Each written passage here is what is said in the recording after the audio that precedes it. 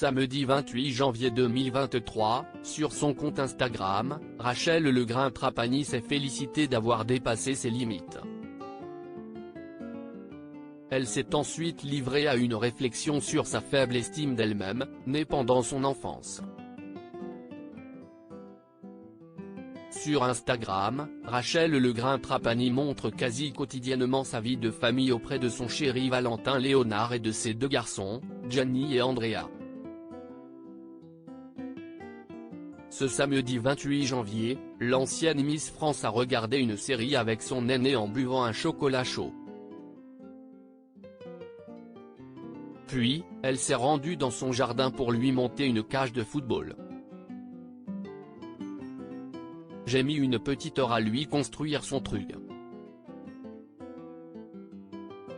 Je suis fière de moi parce qu'avant, je n'aurais jamais fait l'effort me pensant incapable, a écrit celle qui a été cambriolée il y a quelques jours.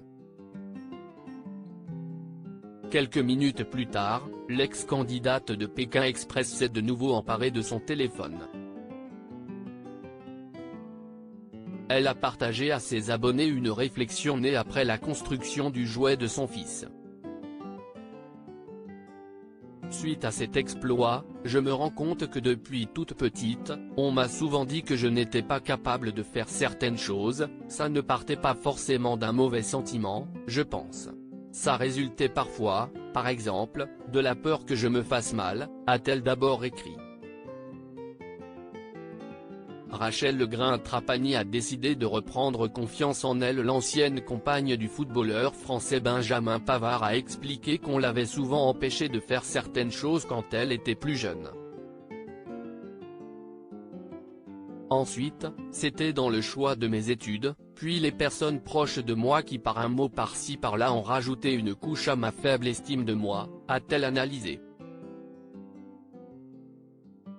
Elle a aussi partagé une publication du collectif Nous Toutes allant dans son sens, être une fille ou agir comme une fille, ce qui est induit est très clair, c'est la honte, c'est être nul.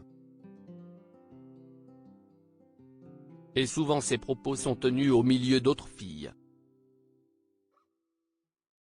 Elles les entendent et s'en imprègnent, moquées pour leur centre d'intérêt jugé ridicule, ce mépris commence dès l'enfance et est perpétué en grandissant.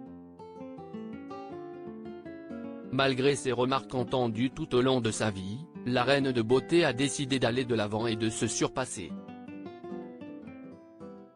Aujourd'hui, à 34 ans, je me rends compte de tout ça comme quoi il n'est jamais trop tard. Jamais trop tard pour prendre confiance et faire ce dont on a envie, a-t-elle conclu.